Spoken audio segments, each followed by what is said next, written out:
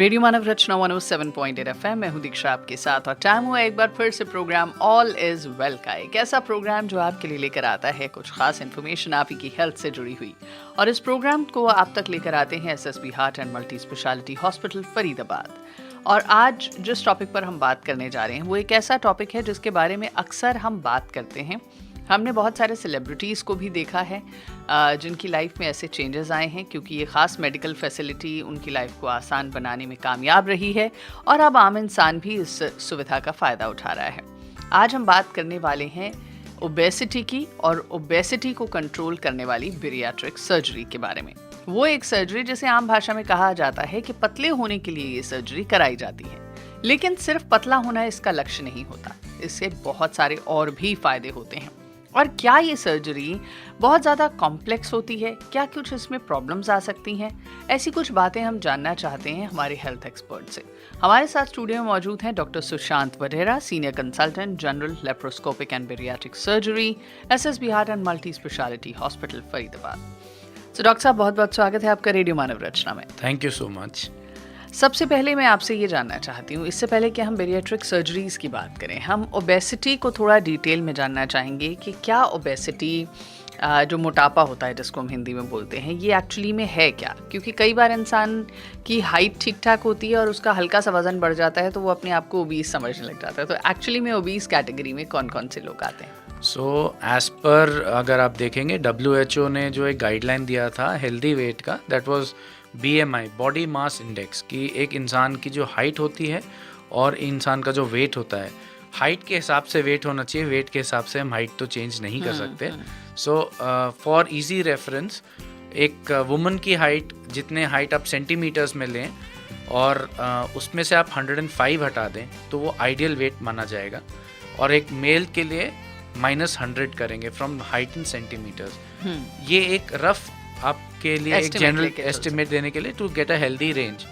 But BMI आया, body mass index की एक रेशियो है जिसमें हम वेट को मेजर करते हैं किलोग्राम्स में, और हाइट को जैसे आपने सेंटीमीटर्स में, किसी की हाइट 155 सेंटीमीटर्स है, लगभग 5 फुट 1.5 इंच, और तो उनका हाइट मीटर्स में हो जाएगी 1.55 मीटर्स। सो आपको अगर BMI कैलकुलेट करना है तो आप से, और उनका वेट सपोजिंग 75 किलोज है, तो 75 divided by 1.55 divided again by 1.55, like जो डिनोमिनेटर है नीचे वो 1.55 होल स्क्वायर होता है, तो उससे आपको एक फिगर आएगा BMI, उसको बॉडी मास इंडेक्स बोलते हैं। ये एक मेजरमेंट है जिससे गाइडलाइंस बनी है to define normal weight. So US और वेस्टर्न कंट्रीज में नॉर्मल वेट होता है 18.5 से लेके 24.9 BMI के लिए, लेकिन इंडिया के लिए उसको कम करके 22.5 तक करा गया है। क्योंकि इंडियंस और साउथ ईस्ट एशियंस में रिलेटिवली फैट ज़्यादा है और मसल मास कम है। आप अक्सर देखेंगे कि हमारे रोड पे भी घूमते हुए आपको लोग दिखेंगे जो वैसे बड़े पतले से होंगे लेकिन केवल पॉट बेली, पेट निकला होता है। तो मसल मास कम होता है, लेग्स पतले होंगे, हाथ पतले पतले से होंगे, लेकिन एक पेट निकला होगा।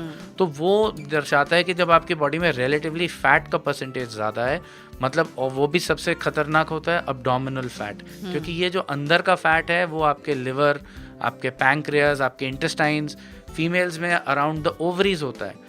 सो अब इंडिया जो है वर्ल्ड में नंबर 3 पे है ओबेसिटी में, और ये एक बहुत विचित्र चीज़ है कि हमारी पॉपुलेशन आज भी अंडर नरिश्ड या भूखमरी से भी ग्रस्त है और मोटापे से भी ग्रस्त है। सो ये एक यूनिक फीचर इंडिया में बहुत प्रोमिनेंट है।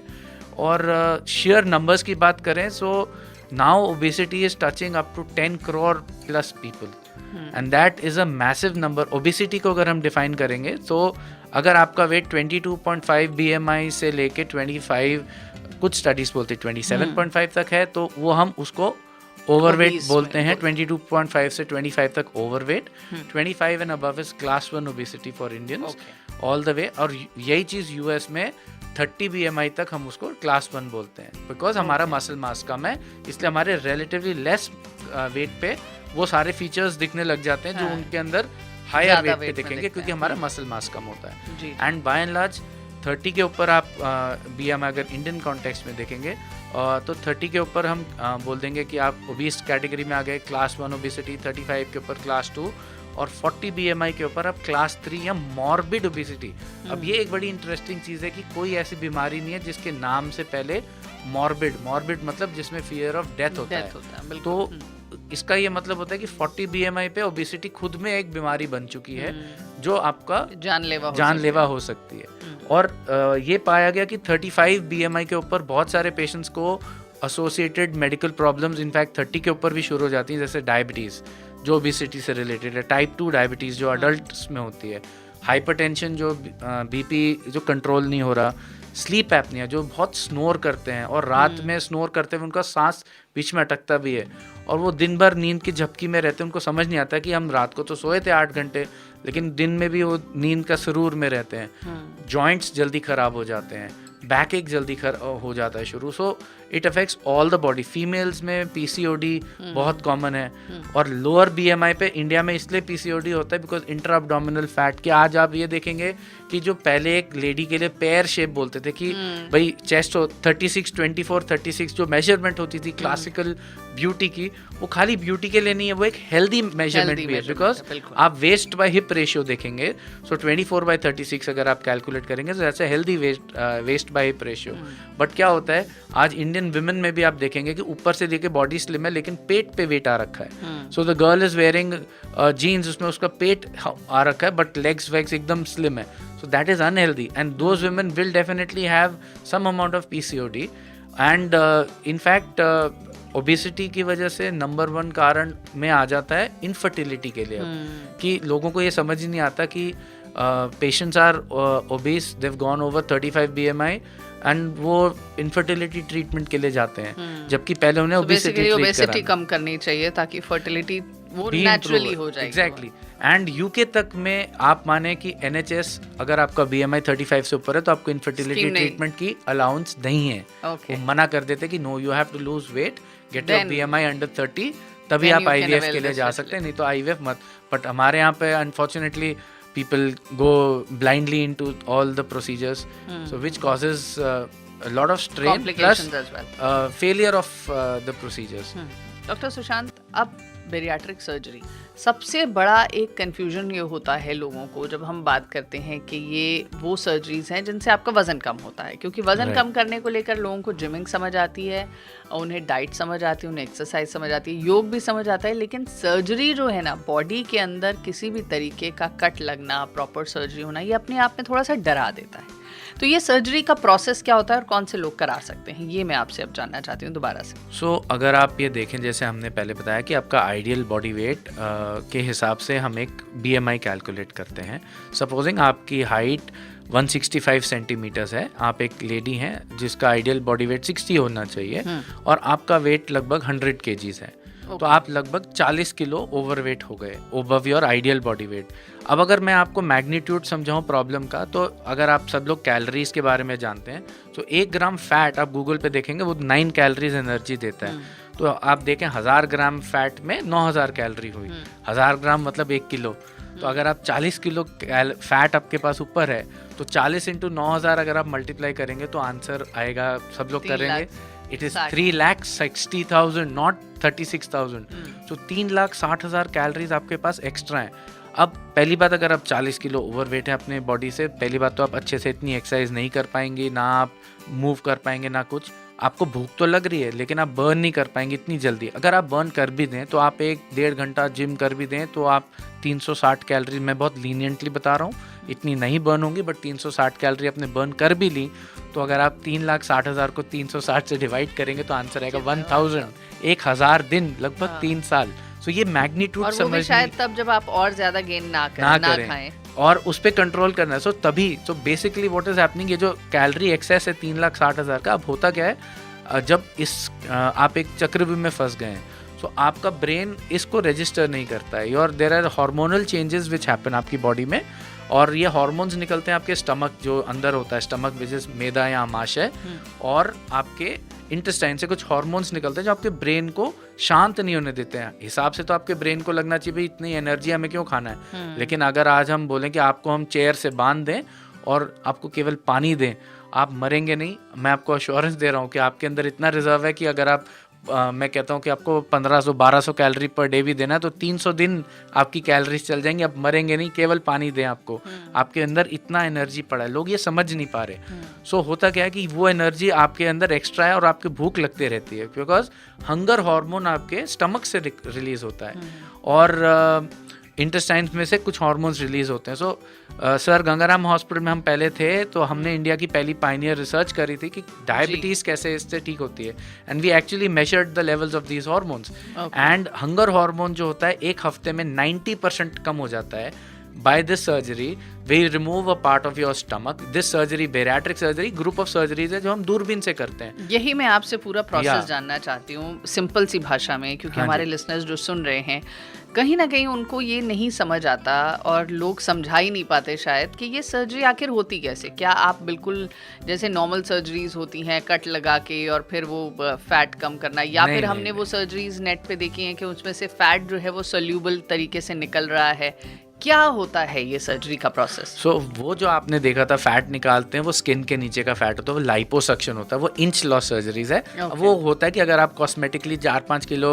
कम करना चाहते हैं, किलो नहीं कम होंगे मैम, उसमें इंच लॉस होता है। It's inch loss. आप दिखने में पतले होंगे, आपका वेट में शायद फर्क ना पड़े। लेकिन अब आती है बात कि बेरियाट्रिक सर्जरी क्या होती है। ये एक वेट लॉस प्रोसीजर है। वेट लॉस मतलब ये नॉट कॉस्मेटिक प्रोसीजर है। इसमें हम दूरबीन से, जैसे गॉल ब्लैडर के लिए हम ऑपरेशन करते हैं छोटे छोटे होल्स करके, सिमिलर टू दैट हम होल्स अब्डोमिनल वॉल में करते हैं, चीरा नहीं लगाते हैं कोई बड़ा, और उसमें स्टमक और इंटेस्टाइन्स के ऊपर वी यूज स्पेशल डिवाइसेस और स्पेशल स्टेपल्स, तो स्टमक का साइज छोटा कर देते हैं। अब आपके स्टमक का साइज अगर हम 80% रिडक्शन कर दें तो आपका हंगर हार्मोन कम हो गया, आपका ऑटोमेटिकली एग्जैक्टली आपको भूख कम लगेगी, आपका माइंड शांत है। अब आप सोचो कि अगर आपको पहले 5 रोटी खा के आपको पेट भरता था, स्ट्रेच होता था पेट, आज आधी रोटी 1 रोटी में पेट भरेगा। बट इसके बाद आपको कुछ डाइटरी रेस्ट्रिक्शंस होती हैं immediately after surgery and over 3 months and so imagine that once we have operated आपके स्टमक पे, तो वो एक बेबी का स्टमक बन गया छोटा। अब आस्ते आस्ते वो स्टमक वापस थोड़ा सा ग्रो करेगा नॉर्मल साइज तक आने के लिए। आप ये समझें कि we give you on a clear liquid diet immediately after surgery for 2-3 दिन के लिए, फिर लिक्विड्स को थिक करते जाते हैं and by 3 months you're back to eating normal food, right? But from juices till dalia ऐसा exactly progressive diet like a pureed diet, और वो हम आपको डाइट एंड सपोर्ट पूरा देते हैं।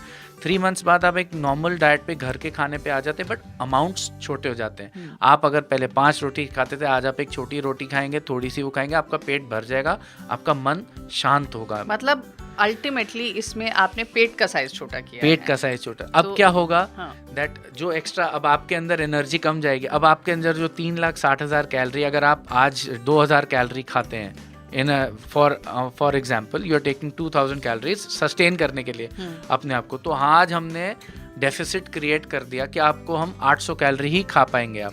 तो आज हमने 1200 कैलोरी जला रहे हैं दिन की, नॉट 360, हम 1200 कैलोरी जला रहे हैं। यानी इनटेक ही इतना कम हो गया कि धीरे धीरे आपका जो पहले वाला फैट था वो कम वो बॉडी यूज करेगी। तो ये हेल्दी वेट लॉस होता है क्योंकि आपकी बॉडी आप ही की एनर्जी स्टोर्ड फैट यूज करती है। सो पेशेंट्स इनफैक्ट से कि डॉक्टर साहब हमारी तो एनर्जी बढ़ गई है, हमें समझ नहीं आ रहा, तो हम उनका बेसिकली फैट देखिए, अब जब खाना है आपको एनर्जी कम करनी है, खाना तो कम करना पड़ेगा, कैलोरीज अंदर कम जानी पड़ेंगी, लेकिन खाने के साथ हमारे को मल्टी न्यूट्रिएंट्स मिलते हैं, विटामिन्स मिलते हैं, B12, आयरन, कैल्शियम, D3 सब। तो हम ये सप्लीमेंट्स देते हैं पेशेंट्स को for at least 1 year to 1.5 years कि भाई एनर्जी आपके अंदर कम जाएगी, आप ही की एनर्जी यूज़ हो, बट बॉडी को जो बाकी मैक्रोन्यूट्रिएंट्स चाहिए वो हम दे देते हैं। सो उससे क्या होता है, हेल्दी वेट लॉस होता है। सो इन अ ईयर आप माने कि अगर कोई 40 किलो ओवरवेट है तो एक हफ्ते में उसका 4 से 6 किलो वजन कम हो जाएगा, एक महीने में उसका लगभग 10 किलो तक वजन कम हो जाएगा, और एक साल में लगभग उसका 30 to 35 kgs वजन कम हो जाता है।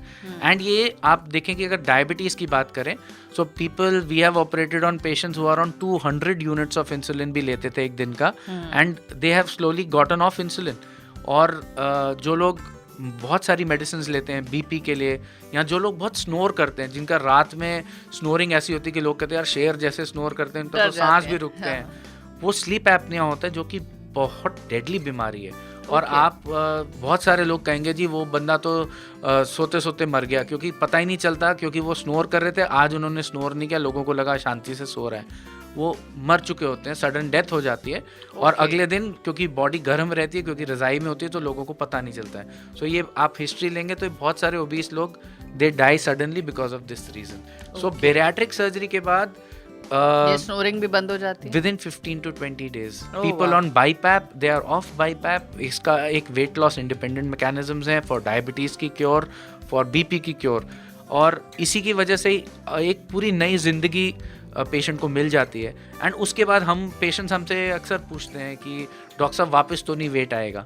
सो हम एक छोटी सी एग्जांपल सब जैसे जेंट्स को देते हैं कि भाई आपकी ड्रीम कार क्या है, तो कोई कहता है कि सर BMW। तो मैंने कहा मैंने आपको एक BMW गिफ्ट कर दी, तो आप क्या सदर बाजार या चावड़ी बाजार की भीड़ी गलियों में से उसको निकालेंगे, या जहाँ पे रिक्शा जाता है आप ध्यान रखेंगे गाड़ी का, अच्छी रोड पे चलाएंगे, गाड़ी का साफ सफाई ध्यान रखेंगे। So it's your gift, once you develop a BMW you want to take care of it. Absolutely. और बहुत ही अच्छा एग्जांपल दिया आपने कि एक महंगी गाड़ी को आप बहुत बड़े रश वाले एरिया में नहीं चलाएंगे, आप उसे एक स्मूथ एक्सप्रेस वे पर चलाना ज़्यादा प्रेफर करेंगे। सो बॉडी भी ऐसे ही है, जब आपकी बैरियाट्रिक सर्जरी हुई है तो उसके बाद आपको हर चीज़ खाने को अलाउड भी नहीं होगी। धीरे धीरे धीरे आप चीज़ों की तरफ बढ़ेंगे, प्रॉपर गाइडेंस आपको दी जाएगी और पूरी डाइट जो है उसमें आपको सपोर्ट दिया जाएगा, सो दैट आप अपने जो सपना है आपका, योर ड्रीम बॉडी, उसको अचीव कर पाएँ सही समय रहते।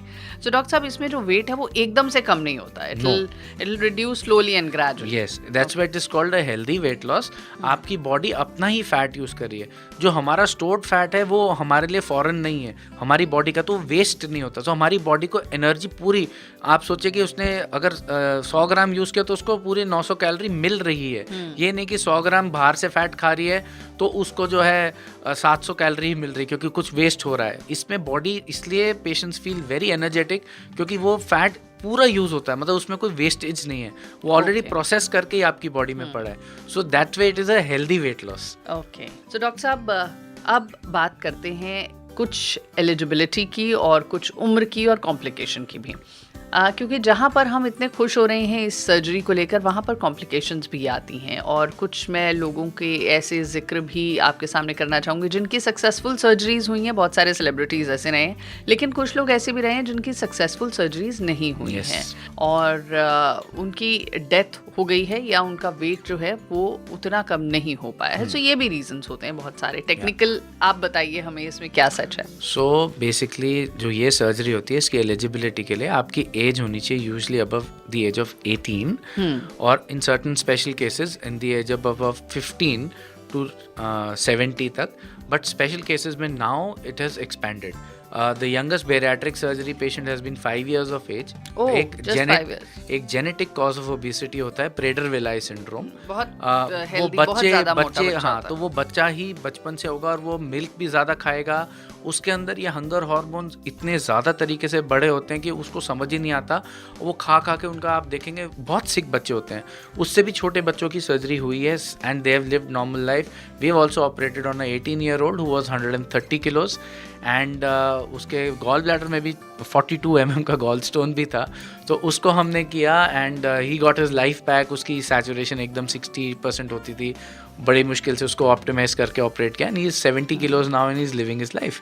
And so age is a flexible age here, but yeah, on an average 18 to 70, but it has been done now in super seniors also, because जैसे जैसे वर्ल्ड में एज बढ़े जा रही है, आपने रिसेंटली WHO ने कहा कि up to 80 years of age is middle age, so up to 60 को हम young मानेंगे अब, 60 to 80 is middle age, 80 and to 90 is elderly, and above 90 या above 100 को हम well lived elderly बोलते हैं। तो जैसे जैसे age of human beings is growing, तो ये आप लेके पाल तो नहीं सकते बीमारी। सो हार्वर्ड में बड़ी एज में भी ये सेफ है सर्जरी कराना, प्रोवाइडेड आप एक अच्छे सेटअप में, एक एक्सपीरियंस हैंड्स में हो, जहाँ ये सारी सपोर्टिव डिपार्टमेंट्स होने चाहिए। बेरियाट्रिक कराने वक्त मतलब एक मल्टी स्पेशलिटी हॉस्पिटल में आपको ये सर्जरी करानी चाहिए। कोई छोटा मोटा नर्सिंग होम अगर आपको ये फैसिलिटी दे रहा है तो उससे बच के रहें, क्योंकि कॉम्प्लिकेशन कुछ भी हो सकती है और आपको एनेस्थीसिया से लेके आपको एक्स्ट्रा ब्लड की ज़रूरत पड़ सकती है, आपको बाकी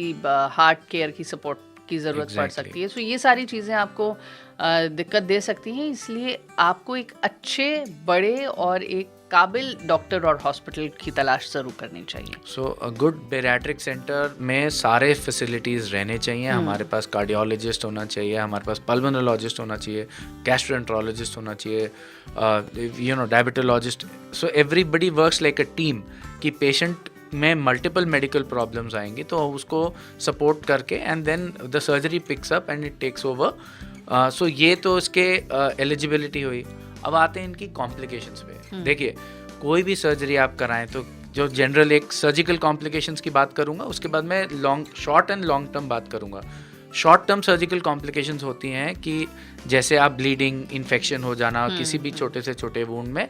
दूसरा एक जो डेंजरस कॉम्प्लिकेशन हम बोल सकते हैं वो होता है लीकेज, कि अगर हम स्टमक या इंटेस्टाइन्स को कभी भी कट करते हैं तो उस कट एरिया से लीकेज हो सकता है। उसको वापस पैक करके जो भी आप करते तो हैं हमें नहीं, we use special staplers like Ethicon, Johnson and Johnson जो वर्ल्ड की बेस्ट कंपनी है, हम वो स्टेपलर्स या Covidien, we don't use any inferior quality staplers. So इसको मिनिमाइज करने का यही तरीका होता है दैट आप बेस्ट क्वालिटी स्टेपलर्स यूज करें, बेस्ट सर्जिकल टेक्निक्स रखें।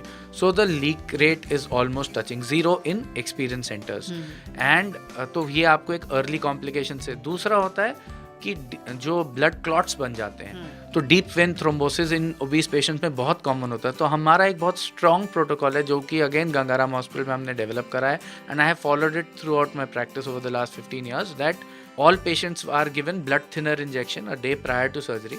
Okay. और सर्जरी होने के हाँ जी, ताकि क्लॉट सर्जरी लॉन्ग सर्जरी है 2-3 घंटे भी लगे और पेशेंट की पोजीशन हैवी है उसमें क्लॉट ना बने।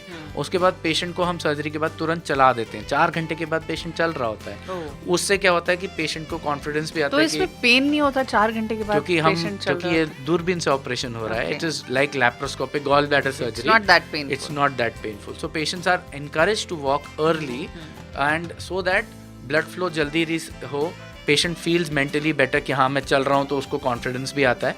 और अगले दिन we give the patient discharge पे, patient is put on blood thinners for 28 days, ताकि 28 दिन उसको वो इंजेक्शन घर पे लेना। उससे क्या होगा, एक महीने में, जैसे मैंने पहले बताया कि लगभग अगर 20 से 25% आपका एक्स्ट्रा बॉडी वेट एक महीने में कम हो गया तो आप चल भी पा रहे हैं, लाइट भी हो गए, इंच लॉस फैंटास्टिक हो चुका है, तो और ब्लड क्लॉटिंग का रिस्क मिनिमाइज हो जाता है आफ्टर 4 weeks। सो ये एक हमने और सेफ्टी दे दी। फिर we are making sure that patient is being monitored for the first 2 days after surgery. वो हॉस्पिटल में होते हैं, सो वो हम टेक केयर ऑफ दैट। एक हफ्ते की फॉलोअप बहुत ज़रूरी है कि कुछ भी यूजुअली सर्जिकल कॉम्प्लिकेशंस अगर होंगी वो within first week to 10 days 15 days में हो जाती है। बट वो आपको डॉक्टर के साथ आप बने रहें। इसलिए हमारे जो इंटरनेशनल पेशेंट्स भी आते हैं, हम उन्हें इंडिया कम से कम 15 days के लिए बोलते हैं कि आप आइए, सो दैट 15 days में यूजुअली सर्जिकल कॉम्प्लिकेशंस अगर होता कुछ होना है तो होगा। Otherwise patient is drinking liquids and passing motion and doing their own work, so it is sorted and then they can travel. So वो अपने हम अच्छा एक और तरीका हम क्लॉट्स को रोकते हैं। हर पेशेंट को स्पेशल स्टॉकिंग्स मिलेंगी पहनने के लिए जो कस्टमाइज्ड होंगी, क्योंकि हर एक के पैर का साइज अलग है। सो ये सब सेफ्टी बैरियर्स, हम सेफ्टी प्रिकॉशंस रखते हैं। So best quality staplers, we use best quality staplers, sutures and वो पूरी स्टेपल लाइन को हम सूचरिंग भी कर देते हैं ऊपर से कि double reinforcement. And we use best quality antibiotics, best quality medicine. Hospital तो anyways is good and rehab is good. और क्लॉट्स को प्रिवेंट करते हैं। बहुत सारे लोगों की जो डेथ, आप बोलने लगे, मैं पहले बताता हूँ कि बहुत सारे इंसिडेंसेस हुए, सर्जरी कराई, ट्रेन में बैठे और ट्रेन में कोलैप्स हो गए। रीज़न क्या था कि उन्होंने इंजेक्शन ही नहीं लिया था। अगर हम अपने पेशेंट्स को भेजते हैं बाहर तो उनको ये इंस्ट्रक्शन होती है कि फ्लाइट बोर्ड करने वाले डे मॉर्निंग में आपने एक इंजेक्शन लेना है, और अगर आपकी लॉन्ग फ्लाइट है तो इवनिंग में जरूर रिपीट करें। वो क्लेक्सेन जो कोविड में सबने लगाया है, सेम क्लेक्सेन का इंजेक्शन जो छोटी सी सुई होती है, कोरोना में बहुत लोगों ने लगाया था, तो वो चीज़ सेम पेशेंट खुद लगाता है, उसमें बहुत आसान होता है लगाना। सो ये पेशेंट को देना और समझाना कि भाई 1 महीने के लिए आपको ये डेली लगाना है, तो हम उस चीज़ का भी ध्यान रखते हैं कि पेशेंट्स को ये सब लगे। एंड या so that way we have managed that in the last decade plus we haven't had complications like that thankfully, but complications are a real thing and yes आपको इसके बारे Choose the में best aware होना hospital चाहिए. and a good doctor. या जी. So as I always tell all my surgical patients, surgery is like crossing a road. अगर आप रोड पार करते हैं कि आप राइट देखेंगे, लेफ्ट देखेंगे, आप फिर उल्टा भी देखेंगे कि उल्टा साइड से कोई ना आ रहा हो, तो there is a more than higher chance कि आप सेफली रोड पार करेंगे. गारंटी कुछ नहीं है, लेकिन फिर भी Chances होते हैं. Chances is that yes.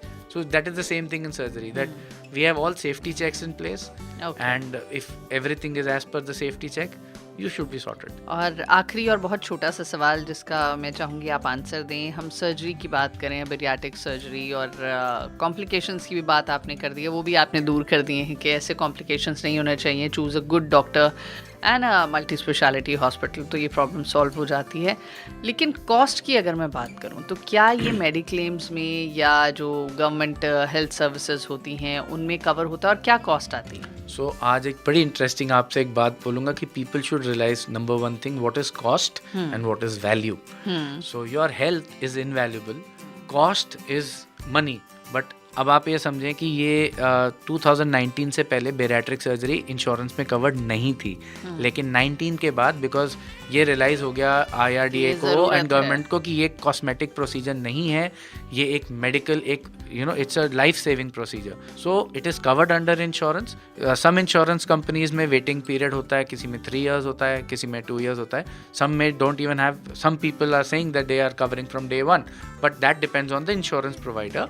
The rule is that अगर इसमें जो है आपको 40 से ऊपर आपका BMI होना चाहिए तो आप ये सर्जरी के एलिजिबल हो जाते हैं, या आपका BMI 35 के ऊपर हो और आपको इनमें से कोई भी एक मेडिकल प्रॉब्लम हो, जैसे डायबिटीज़ है, आपको BP है, आपकी हार्ट प्रॉब्लम है, स्लीप एपनिया है, तो ये कैशलेस में कवर हो जाता है. Like we have done patients, जैसे बिल आया 4 lakhs का, पेशेंट का मुश्किल से 2-4 हज़ार रुपये जेब से लगा एंड सर्जरी हो गया, and everything was included because it is an expensive, the staplers, the cartridges are very expensive. Of course. MRP of each fire is 17,500 and कम से कम 5 से 6 cartridges लगते हैं ma'am. So it costs around lakh rupees का तो आपका cartridge का cost plus the other paraphernalia. So yeah, it's an expensive surgery.